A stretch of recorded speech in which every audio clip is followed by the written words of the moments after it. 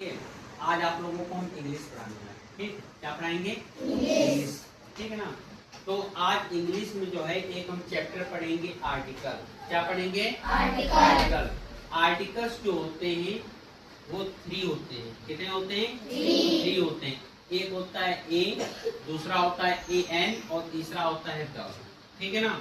कितने आर्टिकल्स होते हैं? 3। लेकिन इसके काइंड्स जो होते हैं वो 2 काइंड्स होते हैं। कितने होते हैं? तो पहले सबसे पहले हम आर्टिकल्स जानेंगे। ठीक है। तो definitions of articles. Definition of articles का मतलब होता है कि आर्टिकल्स क्या है। ठीक है ना। आर्टिकल को जो है हम लोग जो है उपपद या लेख के नाम से जानते हैं। किसके नाम से जानते हैं? उपपद या लेख के नाम से जानते हैं। ठीक है। तो लिखा है कि an article is a word used before a noun. ठीक है ना। क्या लिखा है कि an article is a word used before a noun, यानी कि संज्ञा। नाउन का मतलब क्या होता है? संज्ञा। यानी कि संज्ञा के पहले प्रयुक्त होने वाले शब्द को हम जो है उपपद या लेख यानी कि आर्टिकल कहते हैं। क्या कहते हैं? उपपद या लेख या आर्टिकल कहते हैं। आर्टिकल्स देखिए, अब आता है कि what is kinds of articles. What is kinds of articles का मतलब होता है कि आर्टिकल्स के जो है मतलब कितने भेद होते हैं या कितने भाग होते हैं। तो लिखा है कि there are 2 types of articles. There are 2 types of articles का मतलब हो गया कि आर्टिकल जो होते हैं वो 2 प्रकार के होते हैं। एक होता है इंडेफिनिट आर्टिकल जिसमें ए एन होता है। इंडेफिनिट आर्टिकल्स में ए और ए एन की बात की जाती है। किसकी बात की जाती है? ए और ए एन की बात की जाती है। और डिफिनिट आर्टिकल्स में जो है द का बात किया जाता है। किसका बात किया जाता है? द का बात किया जाता है। अब हम देखेंगे यूज ऑफ ए, यानी कि आर्टिकल्स जो है ए का यूज कहाँ पे करते हैं, ए एन का यूज कहाँ पे करते हैं, तो उसको जो है आज हम विस्तार से आप लोगों को बताते हैं। तो जैसे यूज ऑफ ए लिखा है, यानी कि यूज ऑफ ए का मतलब कि ए का प्रयोग हम कैसे करेंगे।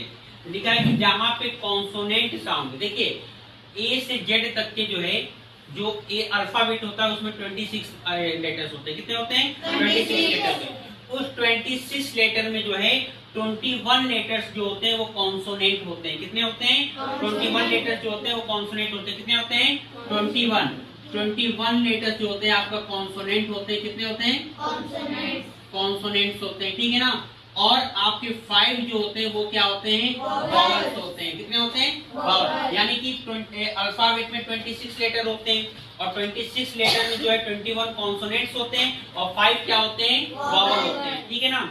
अब देखिए, जहां पे कॉन्सोनेंट हो, यानी कि जहां पे पहला अक्षर क्या लिखा है, जैसे लिखा है कि कॉन्सोनेंट साउंड से शुरू होने वाले, यानी कि ए ई आई ओ यू को निकाल कर बाकी कोई भी अगर वर्ड आ रहे हैं, मतलब अक्षर आ रहे हैं, वर्ड आ रहे हैं, तो साउंड आ रहे हैं, मतलब कॉन्सोनेंट साउंड से शुरू होने वाले शब्दों से पहले ए का प्रयोग करते हैं। अब जैसे कॉन्सोनेंट साउंड वाला, आप कहोगे सर जी कॉन्सोनेंट साउंड वाला कौन से वर्ड होते हैं। अब हमने कहा कि ए निकाल दीजिए, ई निकाल दीजिए, आई निकाल दीजिए, ओ निकाल दीजिए, यू निकाल दीजिए। अब ये 5 वर्ड आप निकाल देंगे, बाकी सब कॉन्सोनेंट साउंड वाले बचेंगे। बचेंगे कि नहीं बचेंगे? यानी कि जहां पे कॉन्सोनेंट साउंड से शुरू होने वाले शब्दों से पहले हम ए का प्रयोग करते हैं। क्या प्रयोग करते हैं? ए का प्रयोग करते हैं। आपको एक मैं सरल उपाय बता दे रहा हूं। ए ई आई ओ यू को छोड़कर बाकी कोई भी वर्ड आ जाए तो आप उसमें जो है ए का यूज करेंगे। किसका यूज करेंगे? ए का यूज करेंगे। ए ई आई ओ यू को छोड़कर बाकी कॉन्सोनेंट साउंड का कोई भी वर्ड आ जाएगा तो आप किसका यूज करेंगे? ए का यूज करेंगे। अब देखिए, यहाँ पे पहला वर्ड क्या लिखा है? बी। कॉन्सोनेंट साउंड क्या निकल रहा है? बी निकल रहा है ना। तो B O Y, boy. Boy means क्या होता है? लड़का। इसका पहला वर्ड क्या है? बी है ना। तो ये कॉन्सोनेंट हमेशा जो है हम लगाने से पहले हम पहला वर्ड देखते हैं। तो पहला वर्ड यहाँ से आगे देखें। अब इसका पहला वर्ड क्या है? बी है ना। क्या है? बी है। तो हम इसमें किसका यूज करेंगे? ए का यूज करेंगे। क्या किसका यूज करेंगे? ए का। तो ए बॉय हो गया।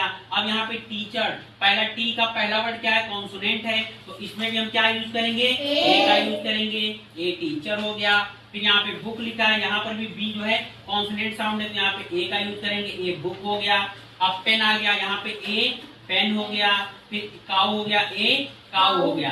तो आपको पता चल गया कि ए का यूज हम लोग कहाँ पे करेंगे। किसी को किसी प्रकार का डाउट? सबको समझ में आ गया? किसी को समझ में नहीं आया तो बताइए। सबको समझ में आ गया है? अब देखिए, अब हम लोग पढ़ेंगे यूज ऑफ एन। किसका क्या पढ़ेंगे? यूज ऑफ एन पढ़ेंगे। क्या पढ़ेंगे? Use of an. यानी कि यूज ऑफ एन का मतलब हो गया कि ए एन का यूज हम लोग कहाँ कहाँ पे करते। देखिए जहां पे 5 वर्ड आ जाए, कितने वर्ड आ जाए? 5। यानी कि ए आ जाए, ई आ जाए, आई आ जाए, ओ आ जाए और यू आ जाए। अगर ये 5 वर्ड आ रहे हैं, कितने वर्ड आ रहे हैं? 5।